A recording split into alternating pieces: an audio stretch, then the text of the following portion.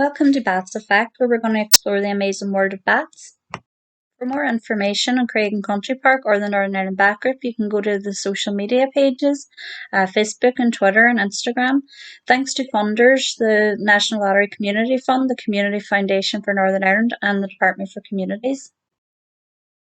When most people think about bats, they think rats with wings, flying mice, Halloween, all things spooky, but we're going to show you this really isn't the case. So what are bats? Bats are mammals just like us. They're warm-blooded, they have fur, they give birth to live young, but they're the only mammal in the world that can actually fly. Some people would say, what about a flying squirrel? They don't actually fly, they glide from tree to tree. Bats are the only one that can actually have achieve true flight.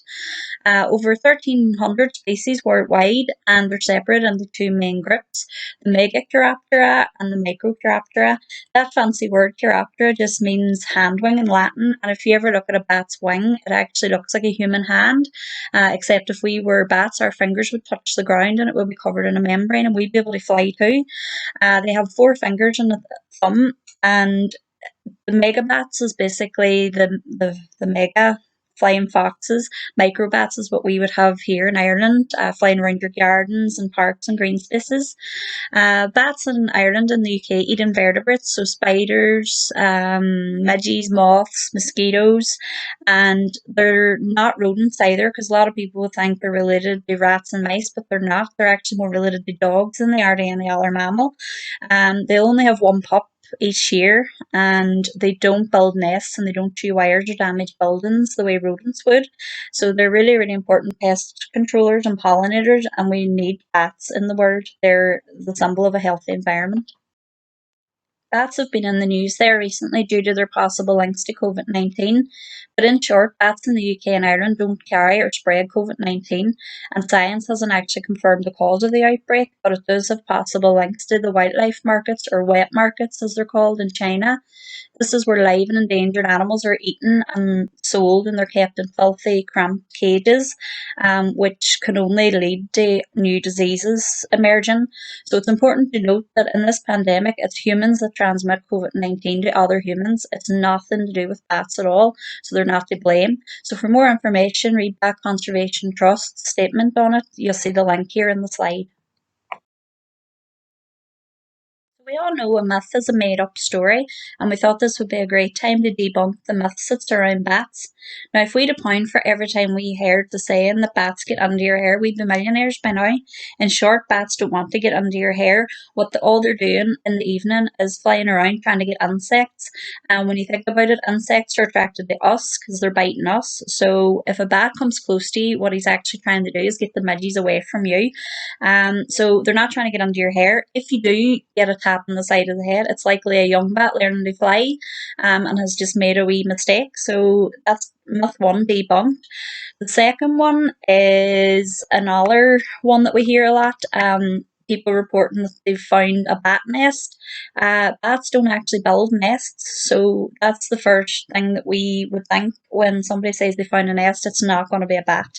And myth number 3, blind as a bat. We hear that saying a lot too. Bats aren't actually blind. They can see just as well as we can, except only better at night. They use echolocation to locate their prey in the dark and they find their way around. So that's all the myths debunked. We know now there's over 1,300 species of bats worldwide. We actually only have 8 in Northern Ireland, the largest being the Leisler's bat, which is roughly about the size of the palm of your hand. And the smallest bat that we have is about the size of your little finger, which is the pipistrelle bat. So I'm only going to talk about a few of the species that we have in Northern Ireland, starting with the soprano pipistrelle. It's one of our most encountered species, both in terms of surveys and rescues. And if you find a bat in your house, chances are it's going to be a pipistrelle.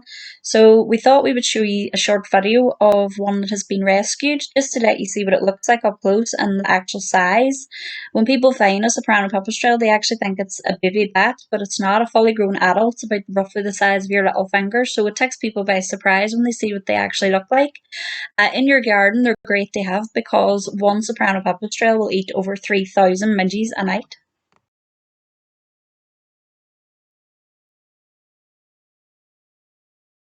The Leisler's bat's our biggest bat in Ireland, and they're the first they emerge in the evenings, but sometimes they actually get confused with swifts because they emerge sometimes when it's still light. You'll notice them flying high above trees and hedges, sometimes over parks, sometimes over open fields or gardens. So if you look up high in the evenings, just at dusk, you might see one flutter by. You'll see them in Craig Country Park, Brook Park, and Bay Road Nature Reserve. They roost mostly in trees, and the video that you're just about to see is a rescued bat that we have, and you'll see him eating his dinner of mealworms. It'll give you an idea of what they look like up close.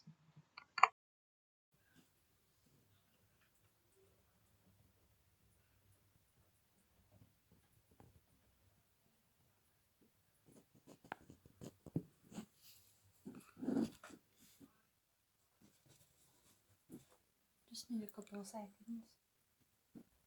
It's really good footage, but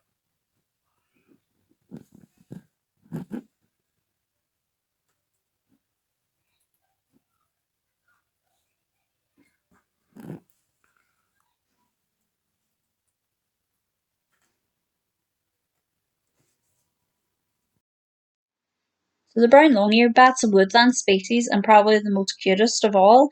Its ears are as long as its body, so their hearing is really, really sensitive. They eat mostly spiders, and they can actually pick the spider off the web while in flight, which is an amazing video to watch. They have larger eyes than the other bats as well, and they all roost mostly in the trees. Benton's bat's also called the water bat because they hunt close to the water. They're able to pick the insects from the surface of the water using their big feet or their tail. Sometimes they scoop the insect with their tail straight into their mouth. And in terms of roosting, they'll go for colder areas such as stone buildings, stone walls, and in trees. And you'll see them gliding up and down Craig Country Park. So if you come up to us during our October Bat Walk, we'll give you a special torch to watch them do their figures of eight up and down the lake. Could be flying around you at any moment and you wouldn't know. And the reason for that is because they use ultrasound, which is outside of our hearing range. Now, some children might be able to hear them, but as adults, we won't hear them unless we use a special thing called a bat detector. Now, what the bat detector does, it actually converts that ultrasound into a sound that we can hear with our ears. And depending on what species is flying past, we can determine what it is using the peak frequency. So we're going to show you how to use a bat detector now. So this is a bat detector. So to turn it on, you see the wee side button, we pull this down and you'll hear static. Now, say we were outside and we wanted to find the Leisler's bat, we would simply tune it to 25 kilohertz. And then if there was Leislers around, you would hear a chip chop sound. Then for the pipistrelles, we would put it up to between 45 and 55. And if the pipistrelles were flying around, you would start to hear popping. So that's basically how a bat detector operates. And then we simply turn it off again.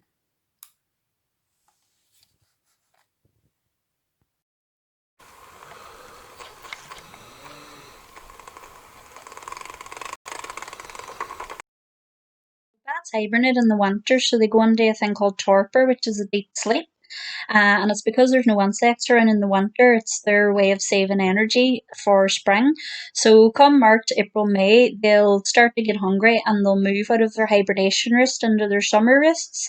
And then June, July, and August is a really busy time of year for anyone who works with bats because that's when the females give birth to their pup and they're most active as well during the summertime. In the autumn, they leave their summer roosts and mating takes place, and they start eating a lot more to prepare for hibernation again before the whole cycle begins again. Play a really important role in pest control.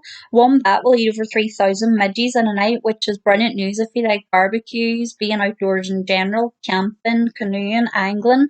They are great guests to have in your garden as well if you just like to sit out in the evening. So planting to encourage bats is a great way to get them into your garden and get rid of all the pests that are annoying you. In hotter countries, bats eat mosquitoes, which would help slow down the spread of the disease malaria. So if you're still not convinced that we need bats in the world, I would suggest that you go and Google what do bats pollinate, and you'll see the massive list of things that comes up. A lot of the things that would come up would be foods that we would use on a daily basis, so you can thank the bats the next time you do your shop. Because of habitat destruction and roost destruction, habitat fragmentation, and the use of pesticides, bat numbers declined to a point where they actually had to be made a protected species. So it's illegal to deliberately capture, injure, or kill a bat, disturb a bat in its roost, damage or destroy the bat roost, even if the bats aren't in it at the time, to possess or advertise a bat, even if it's dead or alive, intentionally obstruct access to a bat roost, and anything that you see with regards to bat crime is now reported to the PSNI on 101. Here's some case studies of real prosecutions. Bats love trees, hedges, water, and anywhere where there's insects. Parks, farms, woodlands, rivers, reservoirs, and even gardens are great for foraging bats. Due to deforestation, bats will actually roost anywhere that they can get that's safe. So it could be old houses, new modern houses, under stone bridges, in trees, and even in bat boxes. Trees are vital for bats in terms of roosting and foraging and commuting. This is a really busy time for volunteers in the Northern Ireland Bat Group. So, in order to make the process easier, we've created an online form for people if they do find an injured or a grounded bat. Just simply go to our website and under the casualties tab, it'll take you to the form. If you're sitting in the house in the evening and a bat flies in the window, the first thing to do is open the window wider and open the doors, and it'll find its own way out. But if you find a bat that's outside during the day, then that's not normal. It obviously needs help, something's wrong. So what we advise to do is wear gloves and use a tea towel and gather the bat up and put it in a box, something like a shoe box with pinholes in the lid and a bottle top with a few drops of water in it, and then try and release it that night. And if it doesn't fly away that night, fill in the form and a volunteer will get back to you.